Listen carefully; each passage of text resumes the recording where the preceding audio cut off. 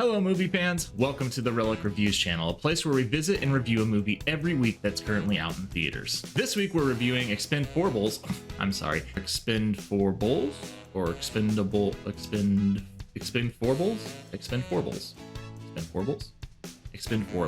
Expendables 4. This week we're reviewing Expendables 4, directed by Scott Waugh. Watch as a bunch of aging action heroes attempt to relive their glory days and pad their retirement funds, all while reminding us that sequels are just an excuse for studios to vacuum money out of our wallets. If you're looking for a soulless assembly line blockbuster that's more interested in cash than creativity... Oh, sorry. Wrong script. Armed with every weapon they can get their hands on and the skills to use them, the Expendables are the world's last line of defense and the team that gets called when all other options are off the table. But new team members with new styles and tactics are going to give new blood a new meaning. It's not that good. It actually does none of that. And that's the truth. But let's dive in anyways. I really don't even know where to begin. I guess we'll start with production value.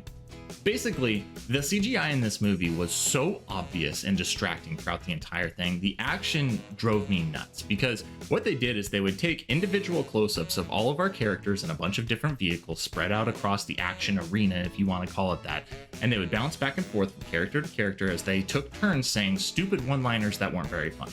Anytime they wanted to actually show anything resembling an action scene, what they would do is close up so much on it that you couldn't even see what was happening, which really took me aback because Jason Statham is actually a very gifted physical actor when it comes to action, and even with his stuff, they were shooting it extremely up close outside of maybe like one or two different things. So it was very distracting to me the entire time. And it really took me out of the experience, and that was one of the key things in this franchise that was actually kind of enjoyable, was the action. And considering the action is supposed to be the main draw of a movie like this, it was really unfortunate that they chose to shoot it the way that they did, because it was very distracting and it was not enjoyable. I was really disappointed to see that some of the characters from Expendables 3 that they introduced, which were actually kind of entertaining, the lead of which was Antonio Banderas. And I have to say, Antonio Banderas in Expendables 3 was hilarious. I actually really enjoyed him in that movie, and he may actually probably be one of the bright spots in the franchise as a whole. But unfortunately, he's not in Expendables 4. He's not even there at all. What they did do was probably the worst thing that you could do in a situation like that. They didn't try to replace Antonio Banderas' character with a new actor who is pretending to be him. Instead, what they did is they created a new character, the son of Antonio Banderas' character, who, for unknown reasons, suddenly hero worships our main character, Barney. I guess the one adventure that Barney and his dad did go on was enough to take this young man and make Barney his hero. I still just really don't understand it. The most frustrating part about this character's existence was that he was impersonating Antonio Banderas and his acting style the entire time. And I'm not going to say that it was a bad impersonation. It definitely wasn't great, but it was very distracting because it really felt like an actor who is trying to be Antonio Banderas, even though he wasn't Antonio Banderas' character, which was really throwing me off the entire time. One other observation about the new characters is they fell in one of two buckets, either extremely goofy and way over the top, or dead and lifeless. There was no middle ground, that was one or the other. Furthermore, we have a new love interest for our secondary character, Lee Christmas, played by Jason Statham, and guess what? It's Megan Fox, and apparently there's supposed to be some level of chemistry between these two. I didn't get it. The entire time I just felt like these two didn't belong together at all, and I was rolling my eyes every single time that they were trying to tell me through what they were showing me that these characters are in a love relationship, and they're will they, won't they, and this is supposed to be part of the deal. Whatever, get it out of here. Andy Garcia is also in this movie, and I've seen him be great in a lot of other films, but guess what? This one was not one of them. The entire time it felt like he was just phoning it in to collect a paycheck. Jason Statham is probably the smallest glimmer of hope within this film, and even his action scenes were slapped together and muddled in a way that just were completely not entertaining. Sylvester Stallone, the guy who put this entire franchise together initially, isn't even in like 60% of this film. I'm not sure if he saw a copy of the script and said, I want nothing to do with that, or if there was other problems with production and he just decided to distance himself, or maybe he's just getting too old to do any of these action scenes. I'm really not sure, but he was very unpresent. As a matter of fact, they were almost deliberately poking fun at it in the way that they opened this movie with the fight scenes. And I kid you not, the guy who has been involved with a lot of physicality and action scenes previously within this franchise, he fires one gunshot at the beginning of this movie, and that is it. That's it. The really frustrating part about the story is that the bare bones were actually something that could have been a little bit compelling. The issue is the way they shot it, the way it was acted, the way it was edited together. It just felt really empty and therefore did very little, if anything, no, not even anything. It did nothing to entertain. The ending is very predictable. You know exactly what's going to happen about 20 or 30 minutes into this film. After you see the way that the film starts, you know exactly what's going to happen. It's extremely telegraphed.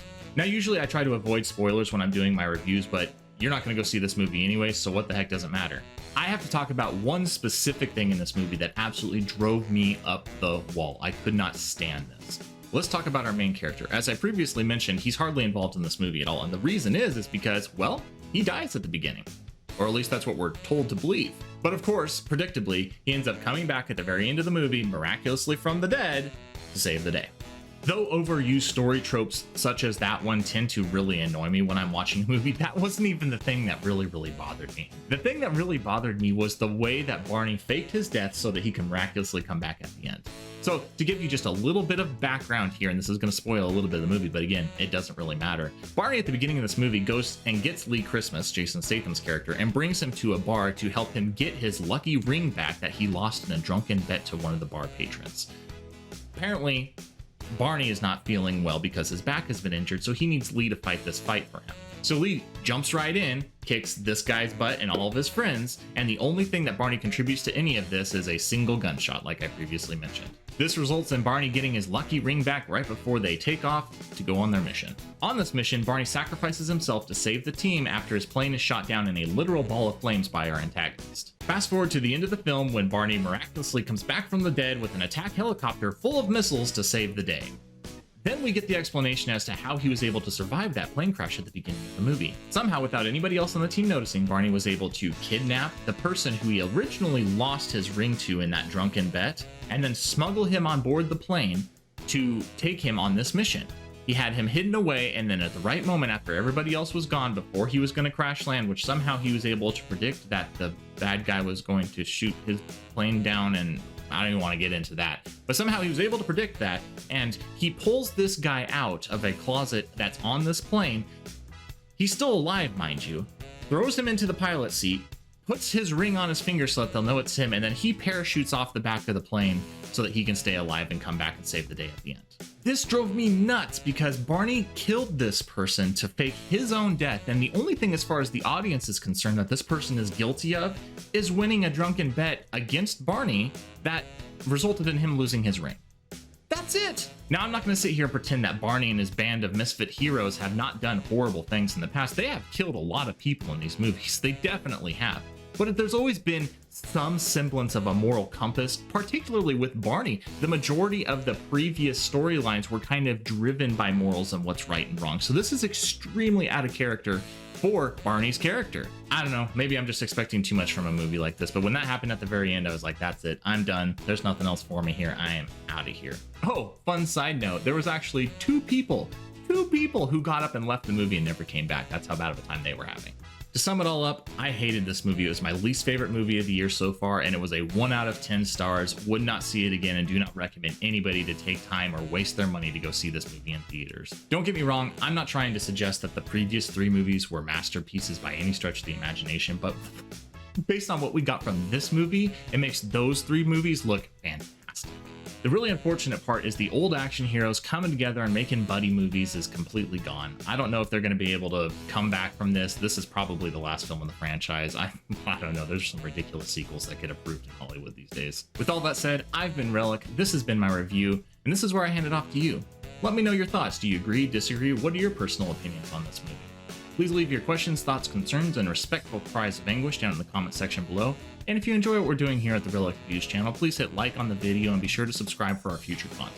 And remember, don't just have a good day, have a great day.